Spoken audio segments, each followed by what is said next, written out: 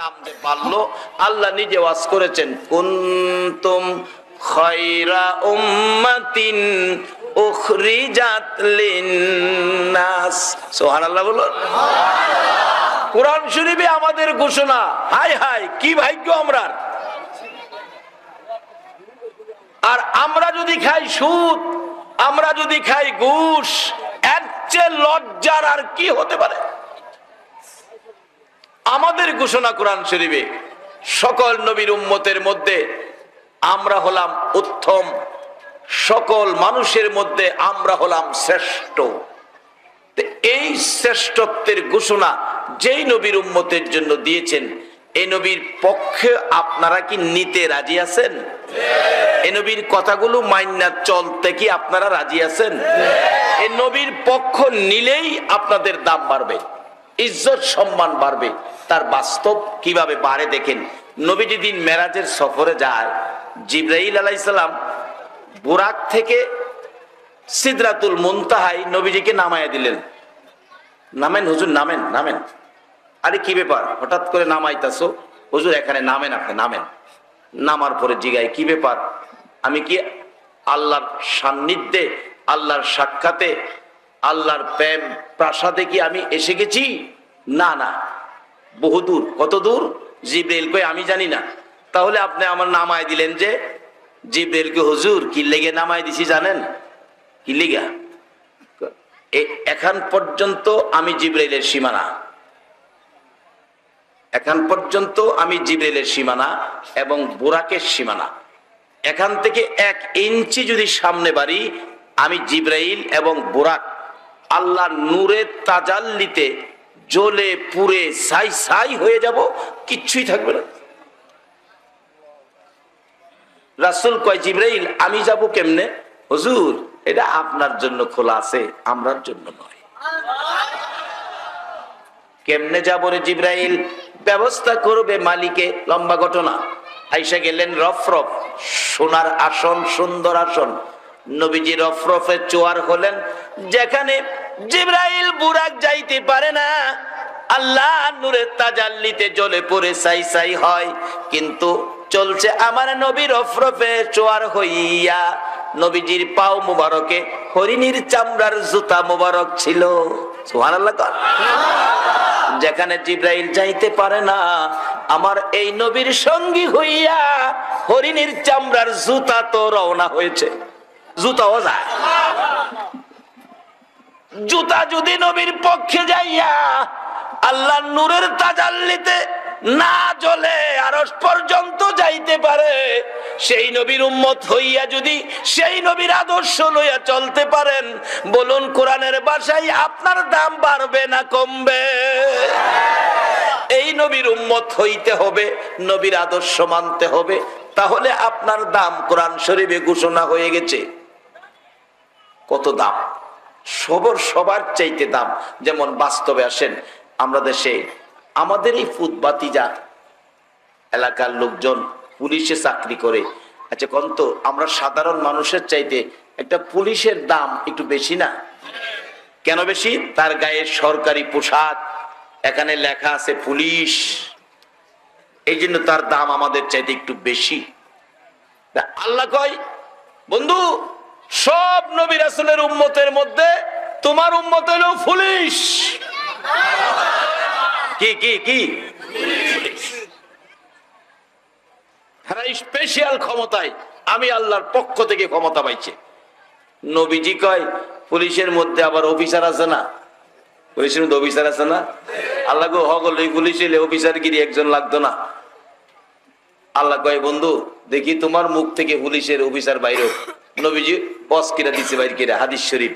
ওলামা ও উম্মতি, ওলামা ও উম্মতি কাম্বিয়াই বনি ইসরাঈল। অফিসার হবে যারা আমার উম্মতের মধ্যে মাদ্রাসায় লেখাপড়া করে, নাইবে নবী আলেম হইছে, এরা অফিসার। দেখছেন না, এখন পুলিশ লেহার পরেও যারা অফিসার এদিকে আবার স্টার দেয়, লাল ফিতা দেয়। নবী আলেম ওলামাদের এখানে স্টার আর লাল ফিতা দিয়া এমন মর্যাদা বাড়াইছে, বনি ইসরাইলের পয়গাম্বরের চাইতে দাম। বনি ইসরাইলের পয়গাম্বরদের মতো হক হইচিত।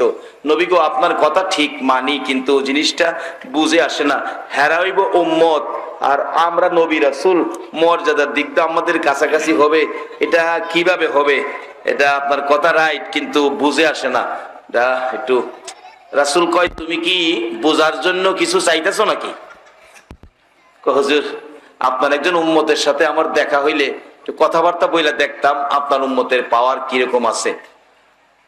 আল্লাহ কয়, ও মুসা নবী, তুমি কি দেখবা? এই নবীর একজন উম্মতের পাওয়ার জিবরাইলের চাইতেও বেশি। অনেকে সুদ খায়া না না খায়া, ঘুষ ঘুষ, এই সত্যি হইব কি নামাজ পইরা না সাইরা? আবারে এই কয়দিন দুনিয়ায় থাকবেন? আমাদের আগে যারা আসছিল হেরা গেছে গা, আমরাও কবে জানি যাইগা, যাইবার আগে লন আমরা আখিরি নবীর উম্মত হইয়া যাই। আমি কি কথাগুলো বুঝাইতে পারতেছি? বাবার, আমি আপনাদের এলাকায় তো আসি নাই কোনোদিন, লক্ষ্মীপুরে মনে হয় জীবনের এই প্রথম আইছি। এও আইলাম, শরীরটা ভালো না, গলার অবস্থাও সুবিধা না। যাই হোক, রিজিকের বাজেট আল্লাহ যেভাবে করছে এইভাবেই আসতে হবে। ছেলেটা 2-3 বার ভৈরব গেছে, নাম জানি কি, মোহাম্মদ হারুনুর রশিদ মুসলিম। মাশাআল্লাহ, সুন্দর নাম, হারুনুর রশিদ মুসলিম। এই ছেলেটা বড় আবেগের সহিত কষ্ট করে যাইতে হতো, তো কষ্ট করে কয়েকদিন গেছে। আচ্ছা, ভৈরব কষ্ট করে গিয়া যে মাহফিলটা করলো, কাজটা কি খারাপ করছে? কাজটা কি খারাপ? বাবা বলুন না, কাজটা কি খারাপ? এরকম ভালো কাজের পক্ষে আপনারা থাকবেন, আপনারা ভালো কাজের পক্ষে থাকবেন ইনশাআল্লাহ। যাই হোক, আমি আমার আলোচনায় যাচ্ছি। নবীজি জিগায়, তুমি কি আমার উম্মতের সাথে কথা বইলা একটু দেখতে চাও? হুজুর, 6 নাম্বার আকাশে আপনার উম্মত ফামু কই? এটা তো যুক্তির কথা। হই মুসা আলাইহিস সালাম কয় 6 নাম্বার আকাশে উম্মত ফামু কই? রাসূল কয়, আমি আইনা দেই। সুবহানাল্লাহ, আমি আইনা দেই। 6 নাম্বার আকাশ থেকে নবী ডাকতেছে, ইয়া গাজালি, ইয়া গাজালি, ইয়া গাজালি। গাজালি সাহেব 250-300 বছর আগে দুনিয়াতে আয়া গেছে, আর নবীজি কইতে রুহের জগৎ ডাহে, রুহের জগৎ ডাহে। আরে আমরার ক্ষমতা রুহের জগৎ চলছে, সুবহানাল্লাহ। আরে আজগা তো খালি শেষ করছেন সুদ আর ঘুষ খায়া আর নামাজটা সাইরা দিয়া। আজগার ওয়াজে আমরা কিছু জিনিস ছাড়বো, কিছু জিনিস ধরবো, জিব্রাইলের চাইতে বেশি পাওয়ার আমরা রোজগার করব। রাজি আছেন তো আপনারা? এবার নবীজি ডাকে, ইয়া গাজ্জালি। ইমাম গাজ্জালি সাহেব রহমাতুল্লাহ আলাইহি নবীজি ডাকে রুহের জগৎ থেকে 6 নাম্বার আকাশে আয়া হাজির হয়ে গেছে গা। লাব্বাইকা ইয়া রাসূলুল্লাহ, আমাকে ডাকছেন? হ্যাঁ হুজুর, কেন ডাকছেন? আমি হাজির। ওনারে চিনো? উনি মুসা আলাইহিস সালাম, তোমার সাথে কথা বলবে। ও হুজুর, আপনি মুসা আলাইহিস সালাম, আমার সাথে কথা বলবেন? বলেন, কি কথা বলবেন বলেন। এতে বাচ্চা অচিনা একটা বাচ্চা পাইলে তো আগে মানুষের নাম ওই জিগায়, বাবা তোমার নাম কি? জিগাইছি, তোমার নাম কি? ও আমার নাম জিগাইছেন? আমার নাম তো মনে জানেন না আপনি, আর জানার তো কথা না। আমার নাম হলো গাজ্জালি, আর বাবার নাম তো আপনি জানেন না। বাবার নাম হলো এই, দাদার নাম তো জানার কথাই না। দাদার নাম সেই, দাদার বাবার নাম এই, দাদার দাদার নাম সেই। এইভাবে দাদা, বাবা, বড় বাবা, এটা কইতে কইতে 14 সিঁড়ির নাম কইতেছে। পিচ্ছি রুহের জগৎ তাইছে, রুহু এর কত বড় হইছে। মুসা আলাইহিস সালাম এমন খুব রাগী ছিলেন, উনি তো ধমক মাইনা বুঝছে,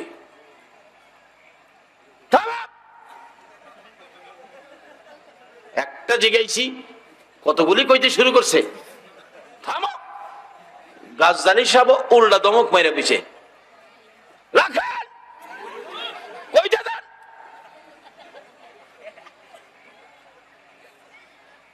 তোমারে কইতে দিমু মানে একটা জিজ্ঞাসি একটা কইবা, কতটা কইতাছ, কহা আমারে কইতে দেন। থামাইছেন কি লেগিয়া? ও থামাইছি, তোমার একটা জিজ্ঞাসি একটা উত্তর দিবা, তুমি কয়টা উত্তর দিতেছ? থামাইতাম না। আমি যে এলাকায় ইমামতি করতাম আজ থেকে প্রায় 20 বছর আগে, 20 বছর হবে না, 17-18 বছর আগে, আপনার খুব ভদ্রলোকের এলাকা আর কি, শিক্ষিত এলাকা। এরা সামাজিক অযৌক্তিক কোনো গালাগালি ঝগড়াঝাটি তারা করে না। এক পর্যায়ে বাপ বেটার ঝগড়া লেগিয়া বুড়া বাবা শিক্ষিত মানুষ তো ছেলেরে ধমক মারছে, তোমাকে শাট আপ, ধমক মারছে। পোলারও রাগ উইটা গেছে, হ্যাঁ বসার থেকে উইটা কয়, আপনাকে ডবল শাট আপ। ঠিক আছে, শিক্ষিত মানুষ তো। আচ্ছা, যতই শিক্ষিত হোক, সন্তান কি হোলা বাবারে ডবল সেট আপ দিতে পারবে? এটা আমার নবীর আদর্শের মধ্যে। বাবা আসুন আমরা আখিরি নবীর উম্মত হই, নবীর আদর্শে যাই। নবীজি ওয়াজ করেছেন, বিররুল ওয়ালিদাইনি আফদালু মিনাস সালাত ওয়াস সাদাকাত আস সাওমি ওয়াল হাজ্জি ওয়াল উমরাতি ওয়াল জিহাদি ফি সাবিলিল্লাহ। বাবারে সেট আপ না দিয়া, মারে সেট আপ না দিয়া কি করতে পারো মা বাবার সাথে? বাবা মা বাবার সাথে কি করো? ভালো ব্যবহার দিয়ে মা বাবারে খুশি করো, তাহলে তোমার আমল নামায় কি পাইবা? সুবহানাল্লাহ বলুন না। এই মা বাবার জন্য কিছু করা কি আপনাদের দরকার আছে? আর যদি মা বাবা কবরও থাকে, 2 ফোঁটা চোখের পানি দিয়ে আজকের আখিরি মোনাজাতে শরীক হইতে আপনারা কি রাজি আছেন? কেন রাজি হবেন না? বাবা কি কষ্ট কম করত? মাথার গাম বাবার পায়ের পাতায় গিয়ে পড়ছে, রাত্র 8টা বাজে গেছে, বাবা কাজ কাম সারে নাই সন্তানের মায়ায়, রাত্রে 9টায় বাড়িতে রওনা হয়েছে। এও খালি হাতে না, বাজার করে 10 টাকা বেশি, 10 টাকার কিছু কিনছে বাচ্চাদের জন্য। যায় দেখছে বাচ্চা ঘুমিয়ে গেছে, ঘুম থেকে ডেকে উঠাইয়া মুখের মধ্যে দিছে। বাচ্চার মা বলছে, তুমি কি পাগল হয়ে গেছো? বাচ্চাগুলো ঘুমাইছে, দেখো এই পরিশ্রম তো বাচ্চার লেগে করি, মজা আনছি বাচ্চার জন্য, একটু যদি না খাওয়াইতারি আমি বাবার সারা রাত ঘুম হইতো না। এই বাবা কবরে এমন মানুষ আছেন না এখানে? বাবা আদরের সন্তান সন্ধ্যার দিকে বাড়িতে আইসা দেহে বাড়িতে নাই, ওই 5-এ পড়ে, বাচ্চাদের সাথে বাচ্চারা একটা মিল মহব্বত, কোন বন্ধুর বাড়িতে জানি বেড়াইতে গেছে, আসতে দেরি হইতেছে। বাবা সারা দিনের কষ্ট, এরপরও বাড়িতে আইসা শুনে আব্দুল মালেক গড় নাই। বাবা 2টা চোখের পানি ছেড়ে ডাকছে, মালিকের মা হারিকেনটা ধরাইয়া দাও। মা বলে, তুমি সারা দিন কষ্ট করেছো, বিছনায় শু। বাবা চোখের পানি ছাড়ছে, কেমনে শুমু, আমার মালিক দি করো নাই। হারিকেনটা ধরাইয়া বাবা রাস্তায় রাস্তায় ঘুরছে, দোকানে গিয়া ডাক দিছে, আমার মালিক কেন আছো? এ হারিকেল জীবনের তরে নিবা গেছে, এই মানুষ আছেন না কেন? বাবারা বসুন, দোয়া না করে কেউ যায় না।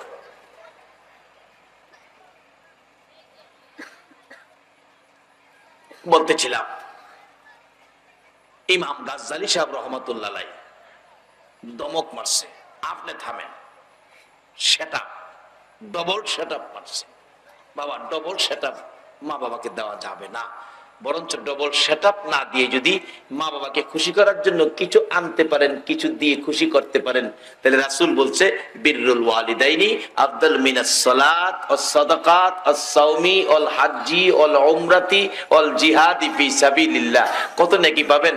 আপনি বাজার থেকে আসতে রিকশা চালান, ভ্যান চালান, বাসের হেল্পার, বাসের ড্রাইভার, বাজার বুজার করে টাকা শর্ট পড়ে গেছে, টাকা কোলায় না, রোজগার কম, 10টা টাকা বেশি, রাত্র 10টা বাজে, 10টা টাকা দিয়ে একটা কমলা কিনে বাড়িতে ঢুইকা অন্য ঘরে না গিয়ে আগে তোমার বুড়া মা বুড়া বাবা যেই ঘরে, এই ঘরে দরজায় দাঁড়ায় ডাক মারো, মা, মা গো। বলুন, সন্তান বাড়িতে না আসা পর্যন্ত কার ঘরের দরজাটা খোলা থাকে? ঘুমাই রয়েছেন আপনারা? তা আওয়াজটা দুর্বল কেন? কে দরজাটা খোলা রাখে?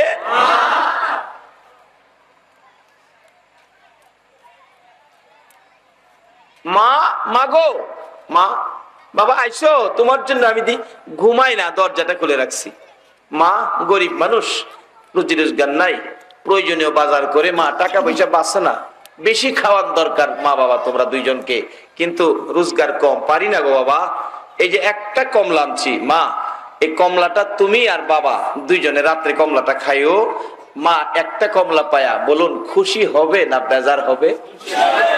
একটা তো, একটা পায়া, এরপরও মা কি আবার জিগায় ছেলেরে তোর ছেলে মেয়ে লেগে আনছস না? মা চাউল ডাউল কিনা পয়সা থাকে না তো, 10 টাকা বেশি হয়েছে তোমরা লেগে, হেরা খাইবো না, হেরা খাওয়ার দিন আছে, তোমরা বুড়ো হয়ে গেছো মা, বাবার এলে একটা কমলা খাও, বেশি খাওয়ার দরকার ছিল কিন্তু পয়সা কোলাইতে পারি না মা, খাও না মা, খাও না। মা খুশি, বাবার কাছে গিয়ে কই দেখছো কেমন পোলা জন্ম দিছো, নিজের ছেলে মেয়ের লেগে নাই না, আমার আর তোমার লেগে একটা কমলা আনছে। মা বাবা খুশি। রাসূল বলছে এটুকুন খুশি একটা কমলা 10 টাকা দিয়া যারা করেছো তোমার আমল নামায় কত নেকি।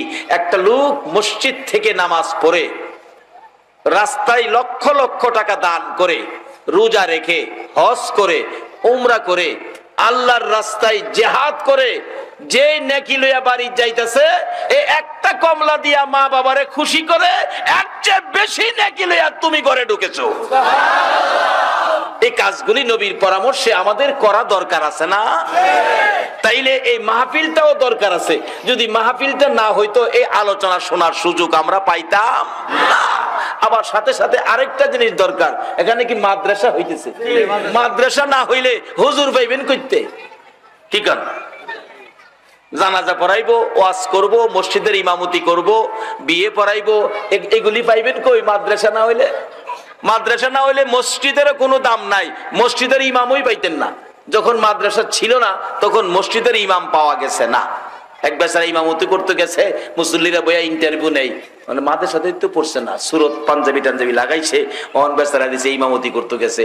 এই ইমাম সাহেব আপনি ইমামতি করবেন? হ, তাহলে ইন্টারভিউ নেই। ইন্টারভিউ জানে না যারা নিব ইন্টারভিউ, হ্যাঁ অত কিছু জানে না। হুজুর একটা সূরা পড়েন, তে বেচারা সূরা পড়তেছে, আলাম তারা কাইফা ফাআলা রাব্বুকা বিআসহাবিল ফুল। আচ্ছা আপনারা হাসলেন কি লিগা?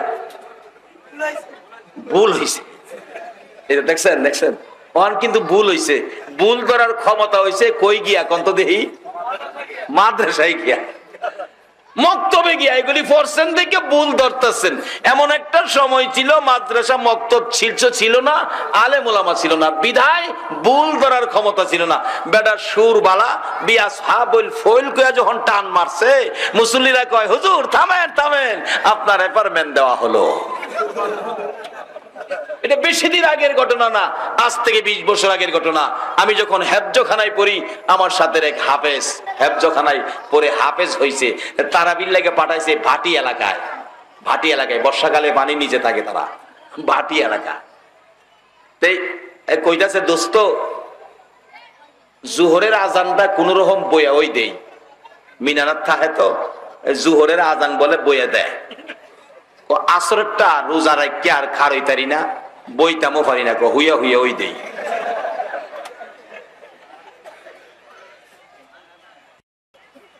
তারাবির নামাজ পড়াইবো, গ্রাম দেশ তো কারেন্ট টারেন্টও নাই, মশা মশা বলে খারইবার পারে না, মশার যন্ত্রণা। তো একদিন নামাজ পড়াইছে কোরআন শরীফের আয়াত না, ওটা মশার সূরা দিয়া। এশারের নামাজ পড়া নিয়ত বাইন্দা খারিয়া সূরা পড়ে, ইয়া আইয়ুহাল মুসা ইন্না বুনবুন পার। পুরা নামাজ পড়াইলাম মশার সূরা। আচ্ছা আরেকজন হাফেজ যদি পাশে থাকতো তাহলে কি এই সুযোগ পাইতো? কিন্তু অহন কিন্তু এই সুযোগ আর নাই, জায়গায় জায়গায় মাদ্রাসা হয়ে গেছে। মাদ্রাসা কার ঘর কন্ত দেখি? অনুজানি কেন আল্লাহর ঘর কইছে। তাহলে এই মাদ্রাসাটা দরকার আছে এখনো? এটা কি মাদ্রাসার? এটা দরকার আছে ওহনো। মাদ্রাসা বলে আল্লাহর ঘর। মাদ্রাসা কার ঘর বলুন তো? রাসূলের ঘর। বলুন কার ঘর? এই রাসূলের পক্ষে আপনারা থাকতে রাজি আছেন নি? তাইলে এই থাকার অর্থ হবে মাদ্রাসাটা বানান লাগবো। মাদ্রাসা বানায়া নবীর আদর্শ এই এলাকায় আনতে হবে। যাই হোক, লম্ব হয়ে যেতেছে গা, ফাঁকে দেখো দূর কইলাম আর কি। আপনাদের কষ্ট দিতেছে না তো? লম্বা হইলেও আমি 12টার পরে দোয়া হইব, 12টার আগে দোয়া হইতো না।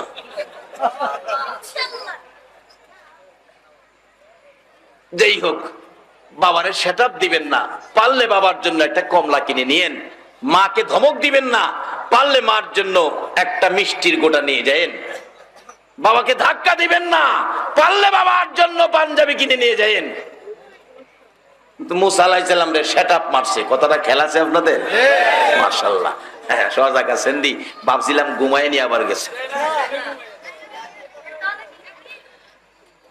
মুসা আলাইহিস সালাম ডাকতেছে, আমারে সেটআপ মারলেন, কই আমারে মারলেন যে?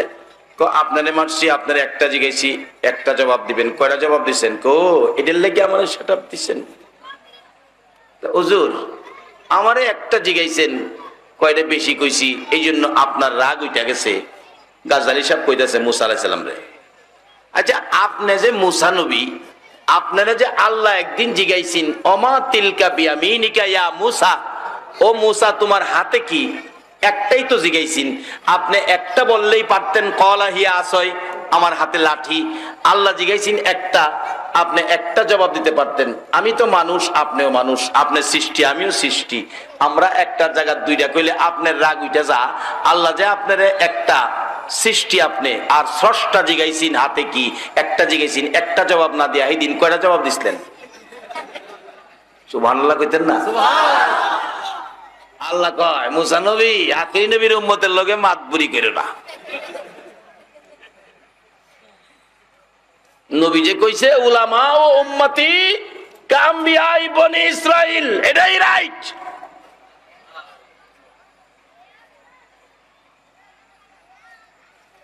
মাতবুরি করো না, বুঝাইবো না। হুজুর আপনারা তো একটা জিগাইছেন হাতে কি, কইরে পারতেন লাঠি, আপনি কয়টা কইতেন? হাতে লাঠি, ধাক্কা দিয়া খারই কইলেন না? মুসা আলাইহিস সালাম কই, ইয়া রাসূলুল্লাহ হ্যাঁ হে আসিন কই? আচ্ছা যেই বেড়ালা এই কাণ্ড কারখানা করতেছে তার দাম আসেনি? আসেনি? হায় হায়, এই গাজ্জালী সাহেবের জীবনী। বাবারে আমরা তো, আমার তো টার্গেট আপনাদেরকে নিয়ে ছিল নবীকে স্বপ্নে দেখার জন্য। ইমাম গাজ্জালী সাহেব রহমতুল্লাহ আলাইহির জীবনী দুনিয়াতে আইসা আল্লাহ আল্লাহ রাসূলের সাথে এমন সম্পর্ক করেছে। ইমাম গাজ্জালী সাহেব একদিন 100 অলি লইয়া গেছে, আল্লাহর অলি 100 অলি, 100 অলি লইয়া সোনার মদিনায় গিয়ে 100 আল্লাহর অলিরে নবীজির সোনার মদিনার রওজা পাকের চারপাশে বসাইছে। বসায়া ইমাম গাজ্জালী সাহেব ডাকতেছে, ইয়া রাসূলুল্লাহ 100 মেহমান লই আইছি আপনার বাড়ি। কয়শো মেহমান? 100 মেহমান লই আপনার বাড়ি আইছি, আমরা খাইবার লাগে আইছি না, আপনি হন রান্না বাড়া নাই, আপনারা কইতে খাওয়াইবেন। নবী গো খাইবার লাগে আইছি না, আপনার লগে বাড়িওয়ালার লগে একটু দেখা করে গেলে গেই চলবো। আমি বাংলাতে কইতেছি, উনি আরবিতে কইছে, এই বেশ কম। হুজুর 100 মেহমান লইছি, নাইলে আমার ইজ্জতটা থাকে না একটু দেখা না করলে। আরে কইছি নবীর লগে দেখা করামো। ও মদিনার কামলেওয়ালা নবী, আমিও আজকের মাহফিলে বলছি একটা স্বপ্নের দিদারের ব্যবস্থার জন্য। নবী গো আমরা ইজ্জতটা, আমার ইজ্জতটার উপরে ধাক্কা না দিয়া একদিন আপনার আদরের উম্মতের সাথে একটা স্বপ্নের দিদার দেখাইলেন। আল্লাহ আল্লাহ আমাদের এই আকাঙ্ক্ষাটা তুমি পুরা করে দিও, সকলে বলো না আমিন। ইমাম গাজ্জালী সাহেব রহমাতুল্লাহ ডাকতেছে, ইয়া রাসূলুল্লাহ আমি হেরারে বড় গর্ব করে লই আইছি, কইছি নবীরে দেখামু। নবী গো আপনার বাড়িতে আইছি, বাড়িতে যদি বাড়িওয়ালার লগে দেখা না হয় এই সফরের সার্থকতা নাই। ও নবী আপনি তো হারেন, কি লেগে দেরি করতেছেন, আমরা মেহমান লই আইছি, আমার ইজ্জতটা একটু রাখেন। এইভাবে ডাকতে ডাকতে ইমাম গাজ্জালী সাহেব রহমাতুল্লাহ আলাইহির জীবনী, ইমাম গাজ্জালী সাহেব এইভাবে ডাহে আর 100 অলি বই রইছে, বাড়ি ছাড়তাম না। এমন সময় দেখা যায় নবীজি রওজা পাকের ভিতর থেকে এই পর্যন্ত হাত মোবারক বাহির করে দিয়েছে। এই নবীকে চিনা, নবীর আদর্শ নিয়ে চলা আমাদের দরকার আছে কিনা? বাবার আসুন, তাইরে বিজয় আমাদের, শান্তি আমাদের, সুখ আমাদের, ইজ্জত আমাদের, সম্মান আমাদের। এতটা কইতারেন হেইডা ভাল লাগে, আমারে একটা জিগাইছেন দুইটা বেশি কইলে মেজাজ খারাপ হয়। হ্যাঁ আবার থেট মারছে, কে? চোখ লাল করে, কে? মুসা আলাইহিস সালামকে, হুজুর হুজুর আপনার উম্মতের ভাবার যে কি আমি বুঝে লাইছি, আপনি থামাইন থামাইন, আপনি থামাইন। নবীজি এইভাবে থাপ্পড় দিয়ে বলছিলেন, খামোশ। ইমাম গাজ্জালী সাহেবের মা বলেন, আমার গাজ্জালীর এদিন দুনিয়ায় ভূমিষ্ঠ হইছে, আমি দেখি গাজ্জালীর পিঠ থেকে রোশনি বাহির হইতেছে। আশ্চর্য, এই ঘটনা তো দেখি নাই। ভালো করে লক্ষ্য করে দেখি, রুহের জগতে নবীজির থাপ্পড়ের হাত মোবারকের 5 আঙ্গুলের দাগ গাজ্জালীর পিঠের মধ্যে আছে। বাবারে, কি যে খেলা খেলেছে আখিরি নবীর উম্মত লইয়া, শুধু দুনিয়াতে না আখিরাতেও খেলবে।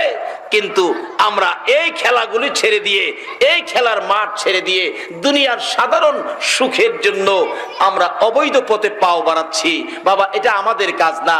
আমরা শ্রেষ্ঠ নবীর শ্রেষ্ঠ উম্মত, আমাদের মর্যাদা কুনতুম খায়রা উম্মাতিন উখরিজাত লিন-নাস। এই উখরিজাত লিন-নাস, এই ইজ্জত সম্মানটা ধরে রাখার জন্য আমাদের কিছু কাজ আছে।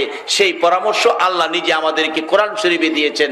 ইয়া আইয়ুহাল্লাযীনা আমানু দুখুলু ফিস-সিলমি কাফা। ও ঈমানদার বিশ্বাসীরা, তোমরা পুরাপুরি ভাবে ইসলামে ঢুকে যাও। যদি এই মর্যাদায় আসলে তোমরা যেতে চাও, তাইলে পুরাপুরি ভাবে ইসলামে ঢুকে যাও। বলুন, ইসলামে ঢুকতে গেলে কিছু জিনিস ছাড়তে হবে, কিছু জিনিস ধরতে হবে। ছাড়তে হবে সুদ। কেন? নবীর জীবনে কোনোদিন সুদ খাইছে এই প্রমাণটা কেউ দিতে পারবেন? ও লক্ষ্মীপুরের লক্ষ্মী মানুষ, পারবেন কি আপনারা? যদি এই সুদ কেউ খান, নবীর বাস্তব দেখা তো হবেই না, স্বপ্নের দেখাও হবে না। আর যদি এটা সাইরা দিবেন, আরেকটা ধইরা লাইবেন। কি ধরবেন?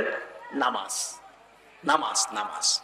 আর নামাজ যদি জামাতের সহিত ধরতেন, তাইলে নবী দেখবার লাগে আপনার দৌড়তে হবে না, নবী আপনার একদিন ডাক দিব, আয় এদিকে, আমার চিনছস? যারে দেখার পাগল ছিলি আমি সেই ব্যক্তি।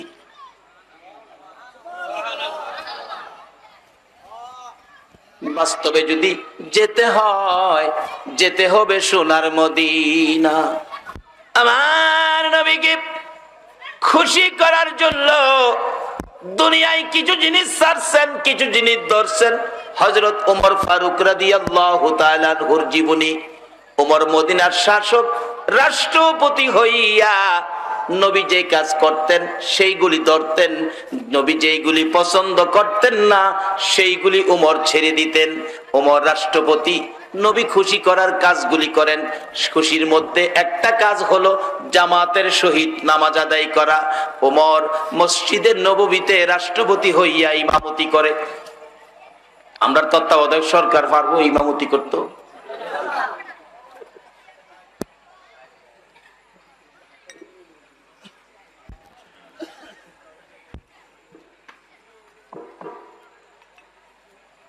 রাষ্ট্রপতি ওমর মসজিদের নববীর ইমাম। আমরার কোন একজনই রাষ্ট্রপতিরে বা কোন মন্ত্রীরে যদি দেন কালকা ফজরের নামাজের ইমামতিটা করতে বলে, ইমাম সাহেব বাইত গেছে গা, মন্ত্রী সাহেব আপনিই পড়াইন, আল্লাহ রহমত। কি কইন, পারবো? পারবো তখন, যেহেতু মুসলমান।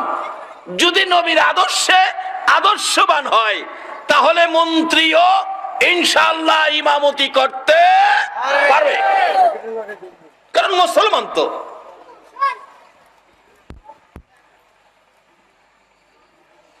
জানো মুসলমান তুমি কত শ্রদ্ধার প্রাপ্ত?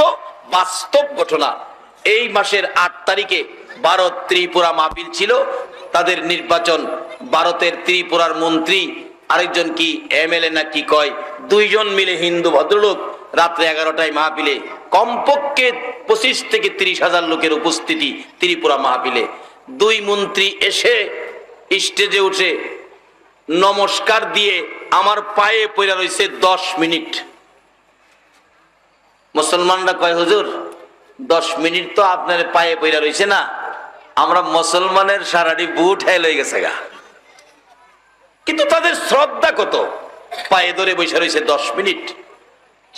সকলকে নমস্কার দিয়ে শ্রদ্ধা জানাইলেন।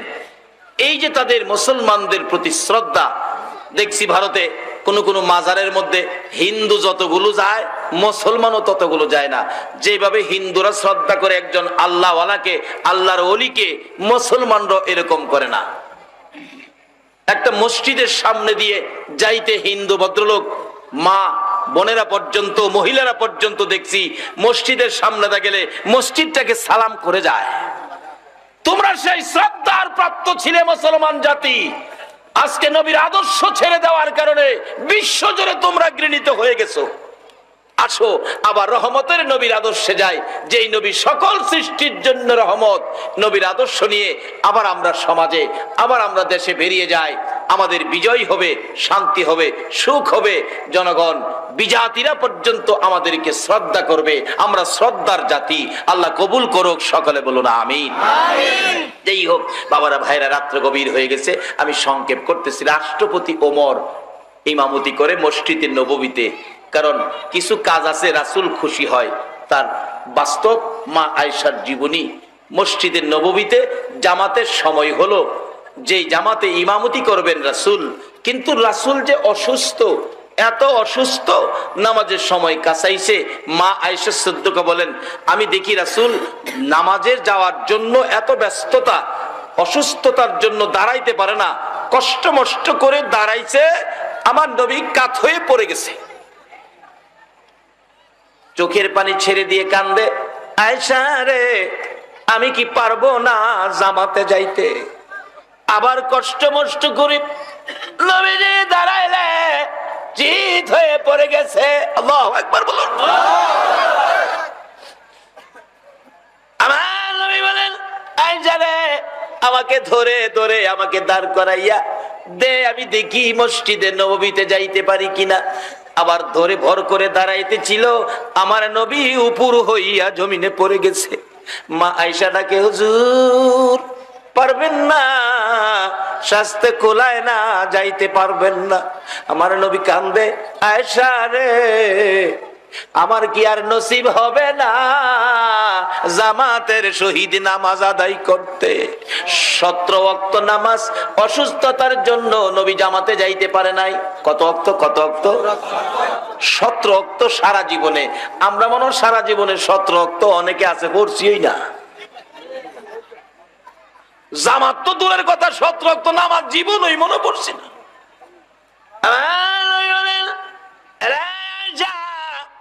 আমি কি পারবো না সুন্দর জামাতের শরীক হইতে? হুজুর অসুস্থ, বেশি পারবেন না, তাহলে অনুমতি দিয়ে দাও। আবু বকর সিদ্দিক আজ থেকে জামাতের ইমাম। এই খবর পৌঁছে গেলে মসজিদে নববীর মুসল্লিরা কান্দে রে, একজনের গলায় ধরে আরেকজন, আজ থেকে বুঝি মসজিদে নববীর জামাত আমরা রাসূল হারা হয়ে গেছি। চোখের পানি ঝরতেছে, চোখের পানি দিয়ে জামা কাপড় ভিজতেছে। রাসূল হারা জামাত কিভাবে চলবে?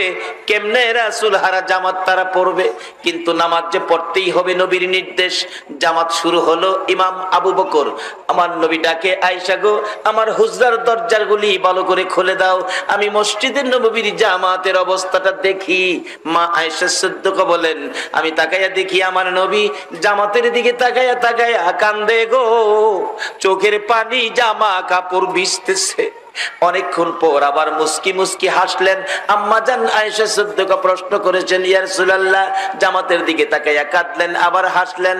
আমার নবী বলেন, এরে আয়েশা, কাঁদলাম এই জন্য রে, এই জামাত দেখলে আমার আল্লাহ খুশি হয়। এই জামাতের নামাজ শুরু হলে লক্ষ লক্ষ ফেরেশতারা জামাত মানুষের চেহারা ভিডিও করে আল্লাহর আরশে নিয়ে জমা করে হয়। এরে আয়েশা, আজকের ভিডিওতে আমি রাসূল উঠতে পারলাম না, আজকের জামাতে আমি রাসূল যাইতে পারলাম না, এই দুঃখে আমি রাসূল কাঁদতেছি। হাসলাম এই জন্য, আমি নবী 63 বছর জিন্দেগি কষ্ট করেছি এই জামাত পৃথিবীর জমিনে কায়েম করে যাওয়ার জন্য, আমার উম্মতের জামাতের শহীদ নামাজ শিক্ষা দেওয়ার জন্য। আয়েশা রে, মনে বড় খুশি লাগলো, আমি জামাতে না থাকলেও আমার উম্মতেরা কি জামাতে নামাজ পড়বে, এই সুন্দর জামাত তারা চালু রাখবে, বিদায় আমি খুশি হলাম। তাহলে নবী খুশি করার জন্য একটা রাস্তা আমরা পেয়েছি, যদি আমরা জামাতে থাকি আমার রাসূল খুশি হবে। বলুন রাসূল খুশি করতে পারলে আমার আল্লাহ খুশি হবে কিনা? যেই নবীর উপর আমার আল্লাহ নিজে 24 ঘন্টা দুরূদ ও সালাম পাঠ করে, এই নবীকে খুশি করলে বলুন আমার আল্লাহ খুশি হবে কিনা? তাহলে খুশি করার কাজটা হলো জামাতের সহিত নামাজ। এই নবীকে খুশি করার কাজ ওমর ফারুক রাদিয়াল্লাহু তাআলা রাষ্ট্রপতি হইয়াও ফজরের 2 রাকাত নামাজ জামাতের ইমাম হলেন রাষ্ট্রপতি ওমর। ফজরের 2 রাকাত নামাজের রাষ্ট্রপতি ওমর ইমাম। 1 রাকাত নামাজ শেষ করে দ্বিতীয় রাকাতে দাঁড়াইতে ছিল ওমর। দ্বিতীয় রাকাতে দাঁড়াইতে ছিল ওমর, সোজা হইয়া দাঁড়াইতে পারে নাই। বাঁকা অবস্থায় সোজা পিছনের কাতার থেকে একজন ইহুদি লম্বা ছুরি রাইখা নামাজে দাঁড়াইছে। ওমর যখন দাঁড়াইতেছে সোজা হইতে পারে নাই, বাঁকার মধ্যেই ডান দিক দিয়ে কলিজাটার মধ্যে ছুরিটা মারছে। কলিজা ছেদ্র করে বাম দিক দিয়ে ছুরিটা অল্প বেরিয়ে গেছে। ওমর যে বিছানায় রাসূল দাঁড়াইয়া নামাজ পড়াইতো, ওই বিছানার মধ্যে গো কাত হয়ে ওমর পড়ে গেছে। শক্তিশালী পুরুষ ওমর রক্ত বাহির হইয়া মসজিদে নববীর ফ্লোর লাল লাল হয়ে গেছে। মুসল্লিদের পায়ের নিচে রক্ত দেখে মুসল্লিরা চিৎকার মেরে ডাকতেছে, কার রক্ত রে? মসজিদে নববী লাল করে দিলি, কার রক্ত? ওমরের ছেলে আব্দুল্লাহ মসজিদে নববীর মিম্বরে দাঁড়াইয়া কাঁদতেছে, মুসল্লিরা গো, ও মুসল্লিরা, আমার বাবার জীবন শেষ করে ফেলেছে গো, তোমরা দরজাগুলি বন্ধ করে দাও মসজিদে নববীর, আমি আমার বাবার প্রতিশোধ নিব, প্রতিশোধ নিব। ওমর ছোট্ট ছোট্ট সুরে ডাকতেছে, এরে আব্দুল্লাহ, না না, প্রতিশোধ না, ইসলাম প্রতিশোধের ধর্ম না। ইসলাম ভ্রাতৃত্বের ধর্ম, প্রতিশোধের ধর্ম নয়। ও বাবা যুবক, তোমরা আবার সেই ইসলামটা হাতে নাও। ও লক্ষ্মীপুরের লক্ষ্মীরা, তোমরা এই ইসলাম ভ্রাতৃত্বের ধর্ম হিসাবে হাতে নিয়ে প্রতিশোধের ধর্ম নয়, ভ্রাতৃত্বের ধর্ম নিয়ে বেরিয়ে যাও। আবার বিজাতিরা দলে দলে কালিমা পড়ে মুসলমান হয়ে যাবে। গত শুক্রবারের আগের শুক্রবার ঢাকা টঙ্গী গাজীপুরের একজন খ্রিস্টান, জীবনে হিন্দু মুসলমান হয়েছে অনেক, কিন্তু খ্রিস্টান মুসলমান হইতে দেখি নাই। একটা যুবক এই মোটা করে বিদ্যুৎ ইলেকট্রিশিয়ান মিস্ত্রি আইসা হাজির বৈরবে, হুজুর আপনি কি তুফাজ্জল? আপনার বহুত ক্যাসেট শুনেছি, মনটা মানাইতে পারলাম না, আমাকে মুসলমান করে দেন। বললাম আপনি কে? আমি খ্রিস্টান। আশ্চর্য, হিন্দু মুসলমান হইতে দেখেছি, হইছে, করেছি, কিন্তু একজন হিন্দু মহিলাও একদিন মা ছেলে মিলে সিলেট মৌলভীবাজার শাহ মোস্তফা মাজার শরীফের মাহফিলে মা ছেলে একেবারে স্টেজে এসে মুসলমান হয়ে গেলেন, কিন্তু এই খ্রিস্টান লোক তো আসতে দেখি নাই। বললাম বাবা কালকে শুক্রবার, তুমি কালকে আইসো। কালকে শুক্রবার আসলে আমি পরামর্শ চাইলাম জ্ঞানীদেরকে, এই যে ছেলেটা মুসলমান হইতে গেলে তার কি দরকার, হয়তো সে কেস করে দিবে, তার আত্মীয় স্বজনরা বিপদ আসতে পারে। ছেলেটা বলতেছে আমি স্বজ্ঞানে স্ব ইচ্ছাই আমি কাগজে লিখিত দিব, যেভাবে বলেন আমি মুসলমান হব। যাই হোক, গোসল টুসুল করে সেই জুমার দিন আসছে মুসলমান হওয়ার জন্য। তখন একজন সাংবাদিক বললেন, হুজুর এটা সরকারি কাগজে এফিডেভিট করতে হবে, আর কি কি করতে হবে, এগুলি করার পর মুসলমান। বললেন যে বাবা তোমার কাগজের দায়িত্ব নেওয়া হলো, তুমি কালকে বা পরশু তোমাকে আনুষ্ঠানিকভাবে মুসলমান বানানো হবে। যুবকটা চট করে দাঁড়ায় বলে, হুজুর আমাকে 2 দিন পরে মুসলমান বানাবেন, আমার যে মনের আশা মুসলমান হব, যদি আমাকে আজকে কালিমা না পড়ান, যদি বিকালে আমি মারা যাই। আল্লাহু আকবার বলুন। যুবকটার কি আকাঙ্ক্ষা! ও বাবা, লক্ষ্মীপুরের যুবকেরা, তোমরা সেই আদর্শ নিয়ে বেরিয়ে যাও। তোমাদের আচার আচরণ দেখে বিধর্মী যুবকেরা যেন আবার কালিমা পড়ে মুসলমান হয়ে যায়।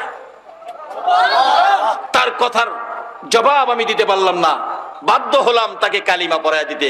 আমাকে কালিমা পড়াবেন না, বিকালে যদি আমি মারা যাই, তাইলে তো আমার মনের আশা মনে রইল, পুরা হইল না।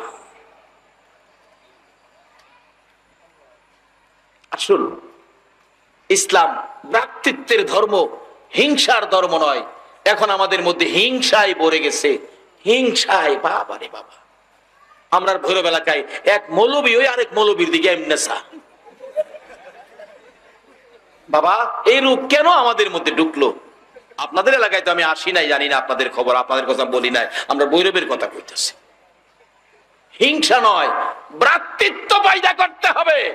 যদি আবার এই শান্তির ইসলামের বিজয় আনতে চান, মুসলমানরা শান্তিতে থাকতে চান, এবার ভ্রাতৃত্বের ইসলাম নিয়ে বেরিয়ে আসতে হবে। হিংসার ইসলাম নয়, প্রতিশোধের ইসলাম নয়, ইসলাম প্রতিশোধের ধর্ম নয়। দেখুন ওমর কি শিক্ষা দিলেন। ওমরের ছেলে আব্দুল্লাহ ডাকতেছে, বাবা আমি প্রতিশোধ নেব, আপনাকে কে আঘাত করেছে? ওমর বলেন, বাবা প্রতিশোধ না, প্রতিশোধ চাই না, আমি চাই একটা কথা, কি? তুমি একটা কাজ করো, প্রতিশোধ নিয়ে আমাকে খুশি করতে পারবে না, আমাকে যদি খুশি করে বিদায় দিতে চাও, এই বিদায় মুহূর্তে তুমি একটা কাজ করো। কি কাজ করব? রে আব্দুল্লাহ, যাও মা আয়েশা সিদ্দিকার কাছে যাইয়া দেখো আমার নবীর রওজার পাশে রে আমার ভাই আবু বকর জান্নাতের বাগানে ঘুমাইয়া রইছে। রে আব্দুল্লাহ, পারবিনি আবু বকরের মতো আমার রাসূলের পাশে শুয়াইতে? কি আকাঙ্ক্ষা, কি আবদার! রাসূলের পাশে শুয়াইতে পারবিনি, তাইলে আমি খুশি।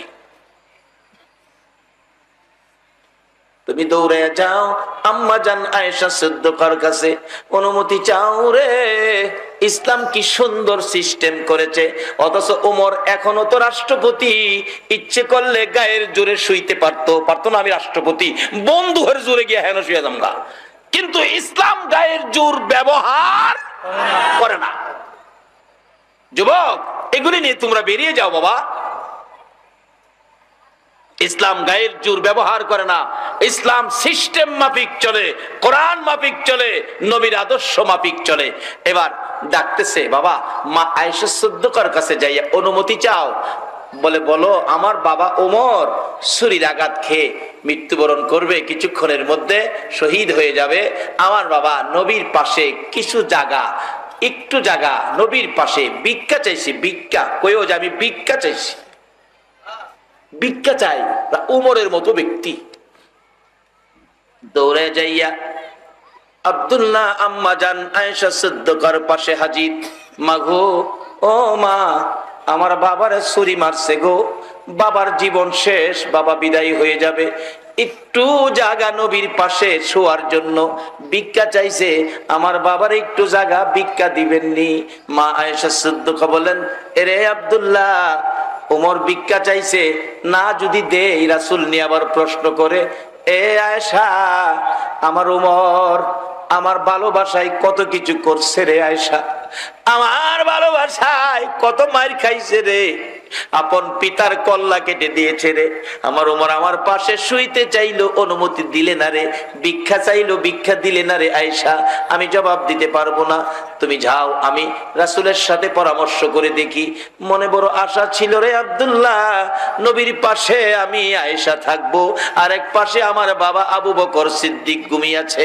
নবীজির রওজার পাশে যাইয়া ডাকতেছে, মা আয়েশা সিদ্দিকা, ইয়া রাসূলুল্লাহ, আমার আশা ছিল আপনার পাশে আমি শুইব। ওমর আপত্তি করেছে, আবদার করেছে, ভিক্ষা চেয়েছে আপনার পাশে আসার জন্য। হুজুর, আমি আয়েশা জানতে চাই, আপনার পাশে আমি আয়েশা থাকবো না আপনার উমর থাকবে? আমার নবী রওজা পাকের ভিতর থেকে ডাকতেছে, রে আয়েশা, আয়েশা রে, আমার উমর যখন ভিক্ষা চেয়েছে আমার পাশে শোয়ার জন্য, আমার উমরকে অনুমতি দিয়ে দে। এমন কি কাজ উমর করতেন আমার নবী খুশি হইয়া ডাইকা ডাইকা পাশে নিয়ে শোয়াইতেন? সেই কাজটা হলো নবীর পছন্দের জামাতের সহিত উমর নামাজ পড়তেন। নামাজের মধ্যে ছুরির আঘাত করেছে বিদায়, আবার রাসূল উমরের জন্য ভালোবাসা আরো বেড়ে গেছে। এবার দৌড়ে গিয়ে বাবার কানে খবর পৌঁছে দিলেন, নবীর পাশে আপনার দাফন হবে। উমর শেষবারের মতো দুইটা চোখ খুলেছে, শেষ চোখ দুইটা খুলেছে এই খবরটা শুনে। পাশে বসা ছিলেন হযরত আলী রাদিয়াল্লাহু তাআলা। আলী পাশে বসে ডাকতেছেন, ও ও ভাই উমর, চোখটা খুলে আছো, বন্ধ করো না, তোমার চোখে চোখে তাকাইয়া কয়টা কথা আমি তোমাকে বলবো। উমর গো, ও ভাই উমর, তোমরা যে একে একে এইভাবে সবাই চলে যাইতেছো, আমি আলী কেমনে থাকবো তোমাদের বিরহের যন্ত্রণা লইয়া? আলী ডাকতেছে, উমর গো, যাইতেছো চলে, দুইটা নসিহত পূর্ণ কথা আমাকে বলে যাও। তোমার মুখ থেকে শেষ মুহূর্তে দুইটা স্মৃতি কথা নসিহত পূর্ণ তোমার কাছ থেকে রাখবো। এবার হযরতে ওমর ফারুক রাদিয়াল্লাহু তাআলা আনহু আলীর দিকে তাকাইয়া দুইটা চোখের পানি ছেড়ে দিয়ে ডাকে, আলী, আলী রে, আমার মুখ থেকে দুইটা কথা শোনার আগে রে আলী, তোমার কাছ থেকে আমি একটা কথা শুনতে চাই। আল্লাহকে পাওয়ার জন্য নবীর পছন্দের কাজ জামাতের সহিত নামাজ। আলী রে, আমি 2 রাকাত নামাজের ইমামতি করতেছিলাম, 1 রাকাত নামাজ শেষ হওয়ার পর আমার কলিজায় ছুরি মারছে রে আলী, আমার 2য় রাকাতটা আদায় হলো না রে আলী। আমার কাছ থেকে কথা শোনার আগে তুমি আমার কানে বলে দাও, আমার 1 রাকাত নামাজ যে বাকি রয়েছে রে, ফজরের নামাজের সময় আছে নি, আমি ওমর বাকি রাকাত নামাজ আদায় করে যাইতে পারবো নি। এই আমল ব্যতীত রাসূল পাওয়া যায় না, রাসূলকে দেখা যায় না, রাসূলের কাছেও যাওয়া যায় না। বাবারা, ভাইরা, আসুন আমরা এই আমলগুলো নেই, আজকের মাহফিলের কথাগুলো বাড়িতে নেই, মা বাবার সাথে ভালো ব্যবহার করব, নবীর কথাগুলো মানবো। আমরা নবী, রহমতের নবী, আমরা নিজেরাও ব্যবহার করব, মানুষকেও বুঝাবো। এই নবীর উম্মতের মর্যাদা বেশি, ইসলামে যদি ঢুকতে পারি এই মর্যাদার আসনে আমরা বসতে পারবো। আল্লাহ আমাদেরকে সেই মর্যাদা দান করুক, সকলে বলুন আমিন।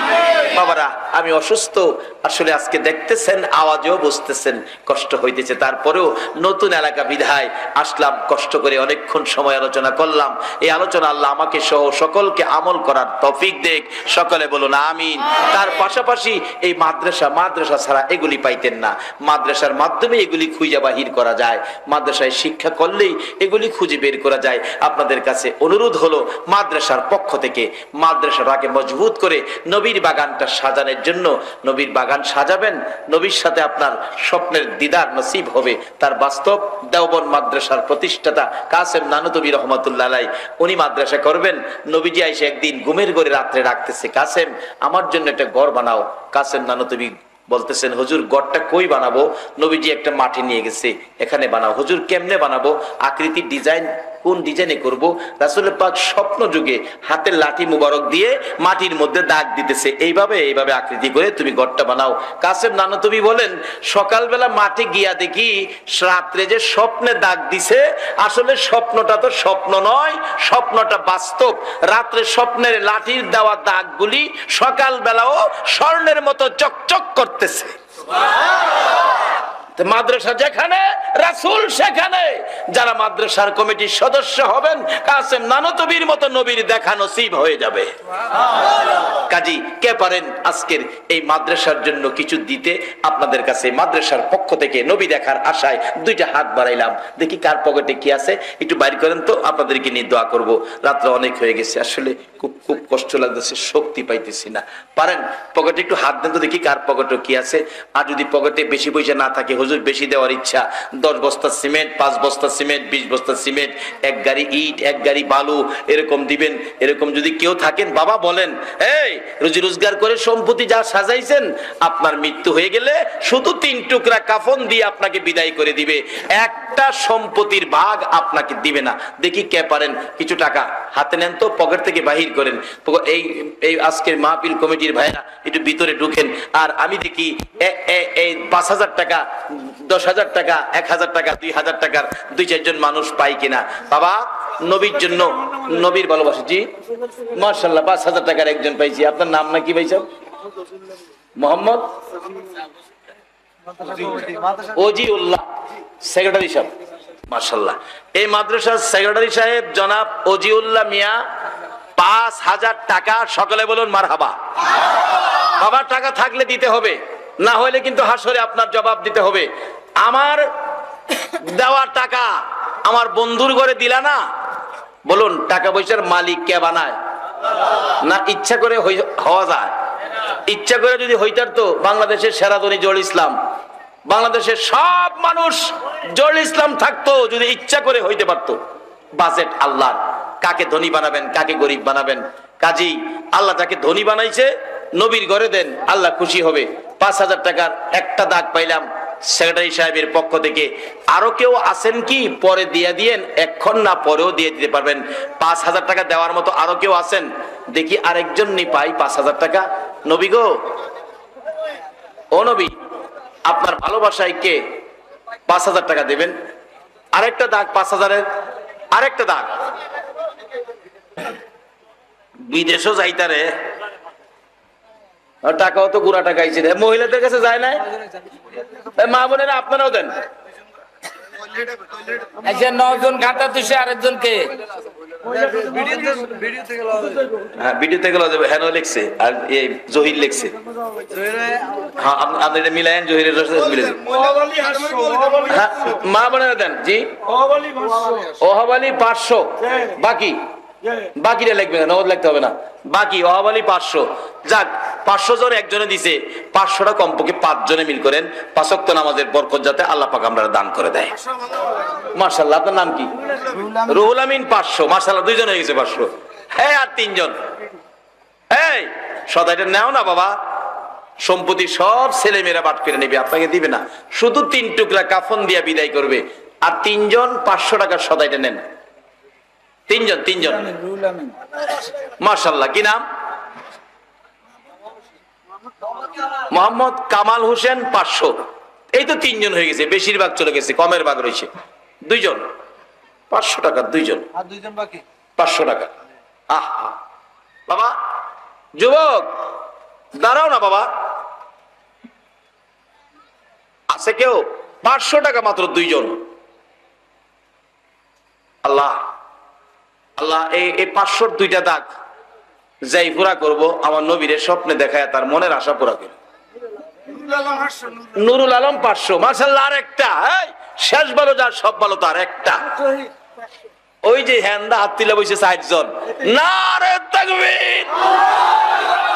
কুরআন আছে যেখানে, নবী আছে যেখানে। এখানে কে বলছিল? জহির আলম। জহির, আমরা জহির আলম 500। 5 জন হয়ে গেছে। এদিকে কে?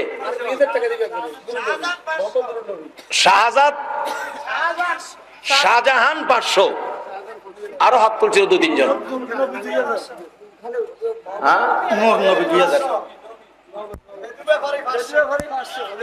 লেদু ব্যাপারী 500 নগদ। মাশাআল্লাহ, এটা লিখতে হবে না, নগদ। লেদু ব্যাপারী 500। এই তো পাইছি।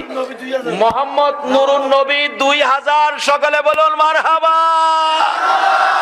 নগদ কেন? 500 নগদ। নুরুল ইসলাম 500 বাকি। নুরুল ইসলাম 500 বাকি। ইসমাইল 2000। সবাই বলুন মারহাবা। আরে নবীর ভালোবাসা থাকলে কি?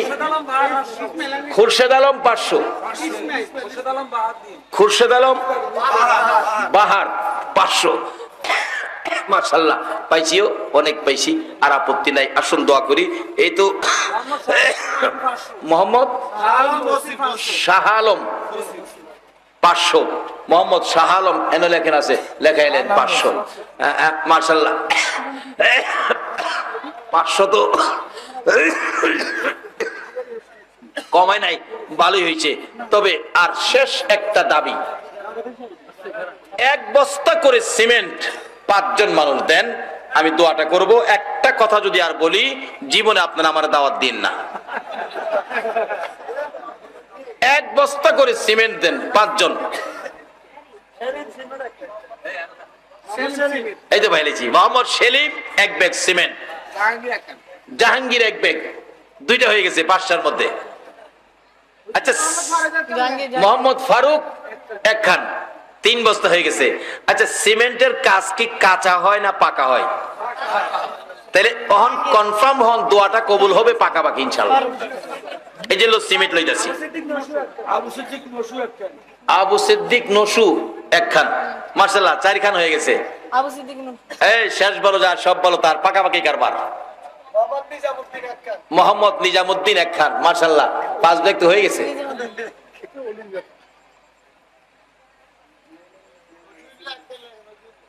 হ্যাঁ অজিউল্লাহ সিমেন্ট একখান মারহাবা মারহাবা কর না। আমি কইলাম 5, বাইরে গেল 6, এতে কি বোঝা গেল? আমার বাজেটের চাইতে আল্লাহর বাজেটটা বড় না কম? তাহলে বোঝা গেল বাজেট আরো বড় আছে। এটা আমার কথা না, আমি তো কইতাম না। মোহাম্মদ সিরাজ আরেকখান 7 হয়ে গেছে, কিন্তু আমার বাজেট 5-এ। আমি এর বাইরে আমি একটা কথা কব না। সেলিম, মোহাম্মদ সেলিম একখান 8। মোহাম্মদ সেলিম একখান। এনাম আপনি মালিক, মাশাআল্লাহ। আব্দুল মালিক একখান 9। আল্লাহ সামান্য লেগে আমি কইতাম না, আমি তো আগেই না করছি। ওরা আমার দাওয়াত না দিতেন।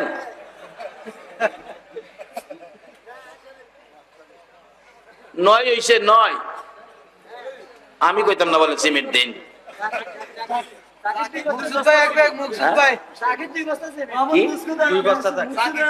জাকির, মোহাম্মদ জাকির 2 বস্তা। সবাই বলুন মারহাবা। 9 আর 2 কত? আরো বেশ লাগছে।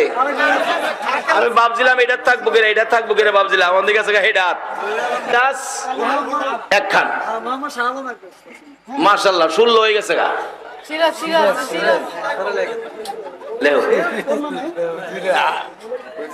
16 আর 4টা বস্তু হইলে 20 হইব আর কি।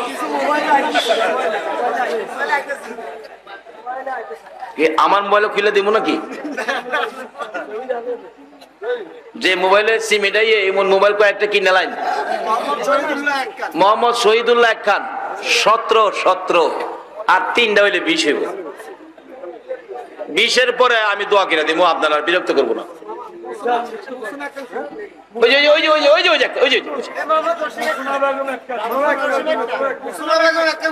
মহসুনা বেগম মহিলা, মাশাআল্লাহ। আরেকটা মহিলা পাইছিও, মহসুনা বেগম মহিলা 1 ব্যাগ 18। জসিম একখান 19। হাই হাই হয়ে গেল কিন্তু 20। কার সিমেন্টটা দিয়া 20 হবে? মোহাম্মদ মাসুদ 1 ব্যাগ দিয়ে 20 করছে না? মারহাবা।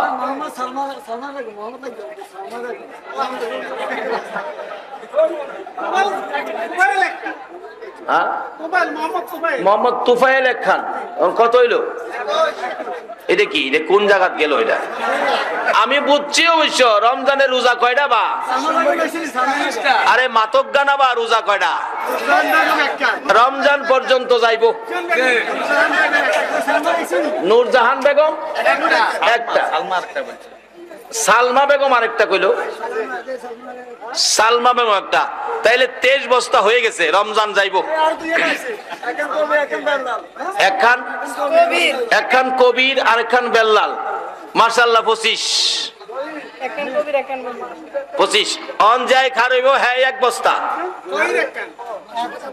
বাজার। আপনি 1 বস্তা লই আইতাছেন, হইতে গেছে গা। মাসুদ একখান, জহির একখান 27 আর 3টা হইলে রমজান।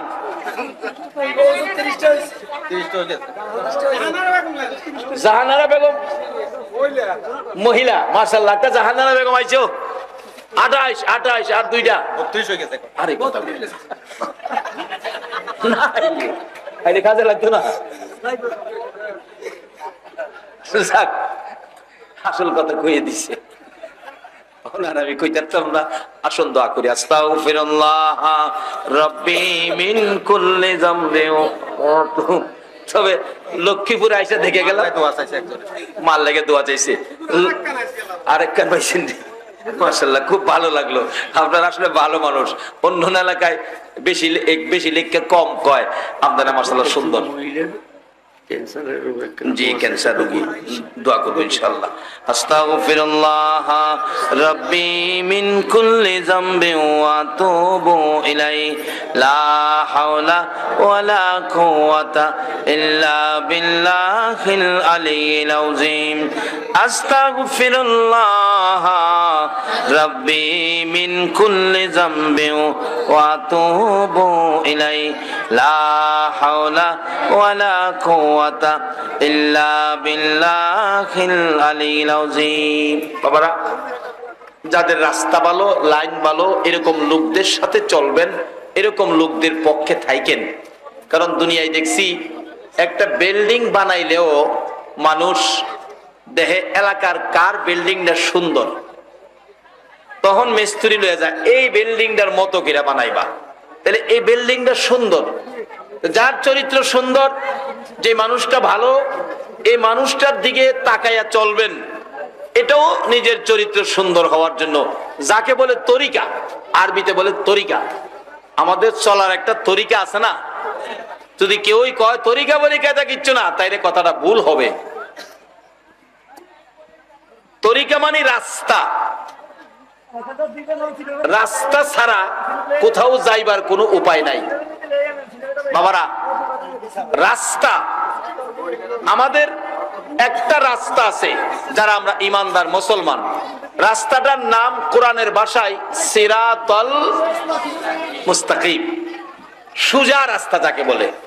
এরকম সোজা রাস্তায় কেউ যদি চলে আর আপনাদেরকে উপদেশমূলক কথাবার্তা বলে, তাহলে এই সোজা রাস্তায় চলনেওয়ালার পিছনে থাকবেন, তার উপদেশ মানবেন, তার কথাগুলি শুনবেন, আপনাদের ভালো হবে। এটাকেই বলে তরিকা। তরিকা ভিত্তিক চলা, এটা মুসলমানদের দরকার। এটা রাস্তা। তরিকাটার শব্দের অর্থ হলো রাস্তা। আমরা রাস্তা মাফিক চলবো, সোজা পথে চলবো। আল্লাহ আমাদেরকে সেই বুঝ দেখ। সকলে বলুন আমিন। মুরব্বী দোয়ার অনুমতি দেন, দোয়া করি, সবাই দোয়ায় শরীক হন। আল্লাহুম্মা আমিন। ربنا ظلمنا أنفسنا وإن لم تغفر لنا وترحمنا لنكونن من الخاسرين رب ارحمهما كما ربياني صغيرا রব্বুল আলামিন, জানি না কিভাবে তোমারে ডাকবো, জানি না কিভাবে ডাকলে জীবনের গুনাহ ক্ষমা পাবো, জানি না কিভাবে ডাকলে তোমাকে খুশি করতে পারবো। এ আল্লাহ, বেবুর শিশুর মতো দুটো করে হাত তোমার 99 ভাগ মায়ার দুয়ারে বাড়াইলাম। আমরা যারা হাত বাড়াইছি, কার জীবনে কত গুনাহ হিসাব জিগাইও না, কে নেককার কে গুনাহগার কাউরে কিছু কইও না, কে মেয়ে কে পুরুষ কাউরে কিছু জিগাইও না। আজকের মাহফিলের উসিলাই আমাদের তামাম জিন্দেগীর গুনাহগুলো ক্ষমা করে দাও। মাবুদ, 3 দিন ব্যাপী ওয়াজ ও দুয়ার মাহফিল বিদায় লগ্নে যারা হাত বাড়াইয়া বসে আছে, তাদের মনে বড় আশা গো, আজকে তুমি মাফ করে দিবা। এই তোমার আদরের বান্দার মনের আশা, তুমি ফিরাইও না, ঘুরাইও না। কার জীবনে কি অপরাধ হিসাব তুমি চাইও না। এই 3 দিন ব্যাপী মাহফিলের বিদায়ী রজনীতে আমাদের তামাম জিন্দেগীর গুনাহগুলো ক্ষমা করে দাও। আল্লাহ গো, জীবনের গুনাহ ক্ষমার আশার দরখাস্তের পর আরেকটা দরখাস্ত করি, তুমি কিন্তু রাগ হইও না। আমি জানি না হাজার হাজার মানুষের মধ্যে যারা হাত বাড়াইয়া বসে আছে গো, কার মনে জানি কি ব্যথা, কি দুঃখ, কার মনে জানি ব্যথা। হুজুর, আমরার মা নাই গো,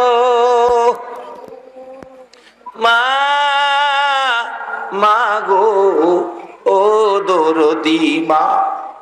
যে মা রাত্রে 2টা বাজে বাড়িতে গেলেও সন্তানের জন্য দরজাটা খুইলা দাঁড়াইয়া থাকতো। এই মায়ের অভাবী কে জানি হাত বাড়াইছে গো আল্লাহ। ওই বাবার অভাবী কে জানি হাত বাড়াইছে, যেই বাবা মাতার গাম পাতায় পরে রোজগার করে সন্তানের লালন পালনের দায়িত্ব নিয়েছে, কষ্ট করে সন্তান লালন পালন করেছে। এই বাবা জানি কার দুনিয়ায় নাই, বাবার অভাবী কে জানি হাত বাড়াইছে গো আল্লাহ। মাবুদ, এই মায়ের অভাব, বাবার অভাব কি আর পুরা হবে রে আল্লাহ? মার অভাবীরা কি করে নিজে দেখেছি। একটা মায়ের পাগল ছেলে 4 বছর বয়স, আরেকটা মায়ের পাগল মেয়ে 6 বছর বয়স। ঢাকায় থাকতো তারা। হঠাৎ করে মা একটা ছেলে একটা মেয়ে ফালাইয়া স্ট্রোক করে দুনিয়ার থেকে বিদায় হয়ে গেছে। 3 তলা বাসা ছিল, 3 তলার থেকে নামাইয়া গোসল দিয়ে কাফন পরাইয়া জানাজা শেষে আজিমপুর কবরস্থানে নিয়ে যাচ্ছে। একটু পর পর ট্রাকের মধ্যে 4 বছরের ছেলেটা মায়ের কাফনের উপরে দিয়ে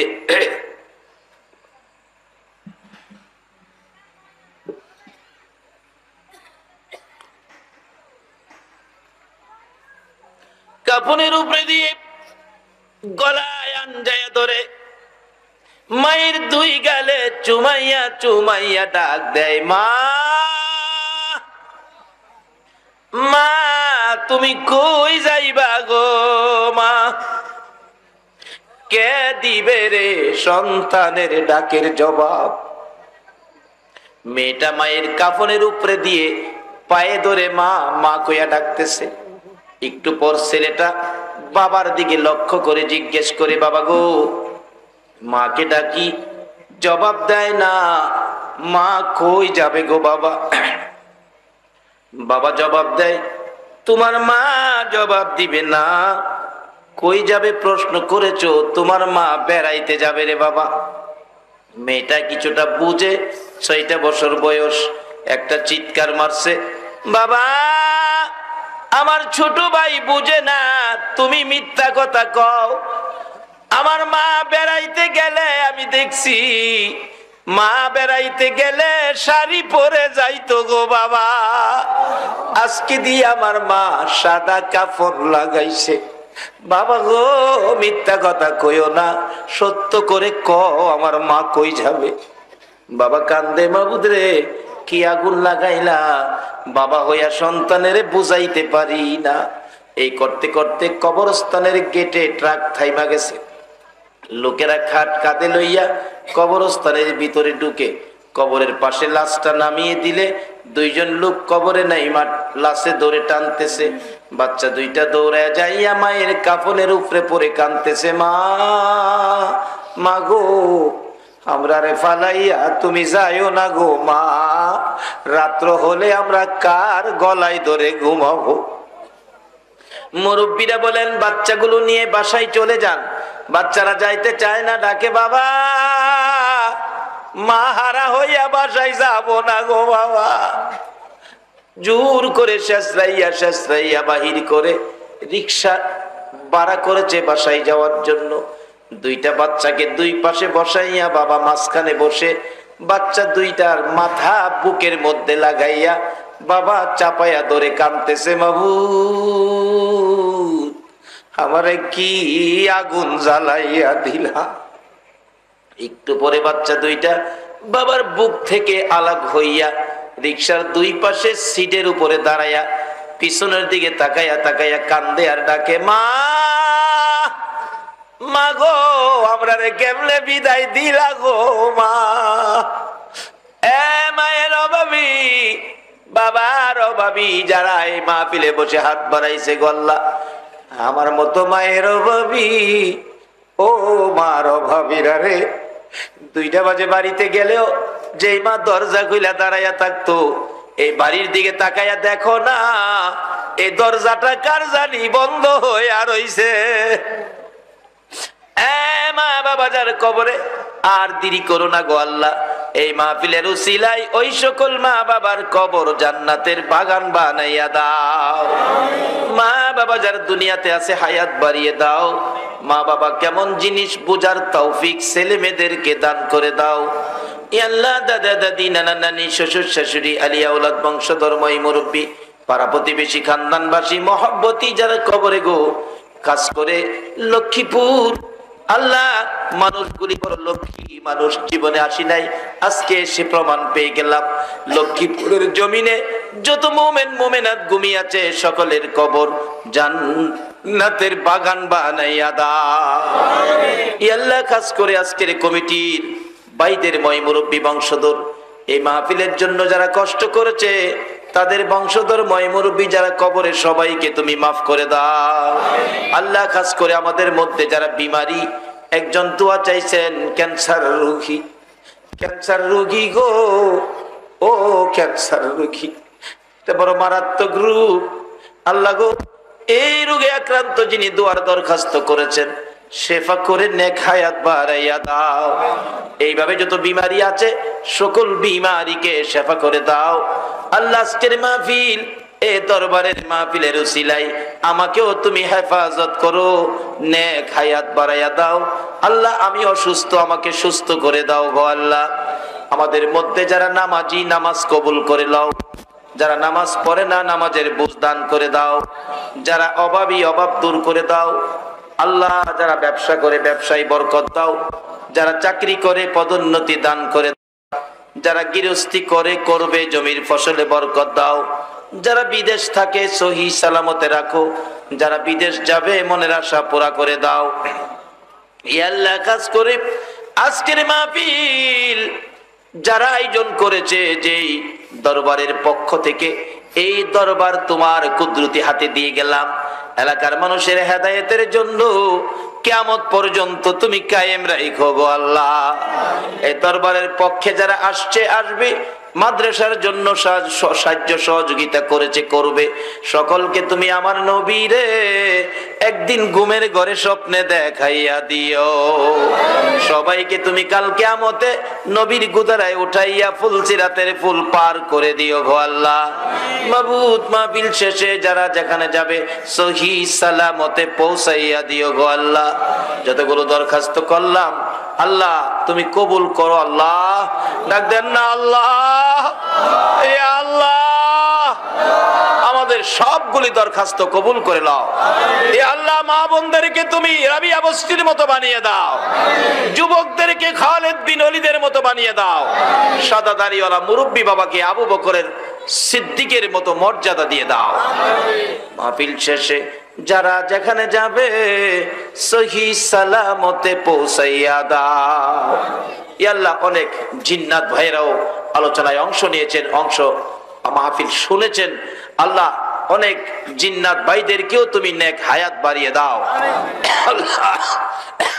আজকের মাহফিলের বরকত সবাইকে তুমি নসিব করে দাও। সাল্লাল্লাহু তাআলা আলা খায়রি খালকিহি মুহাম্মাদ ওয়া আলা আলিহি ওয়া আসহাবিহি আজমাইন বিহাক্ক লা ইলাহা ইল্লাল্লাহু মুহাম্মাদুর রাসূল সাল্লাল্লাহু আলাইহি ওয়াসাল্লাম।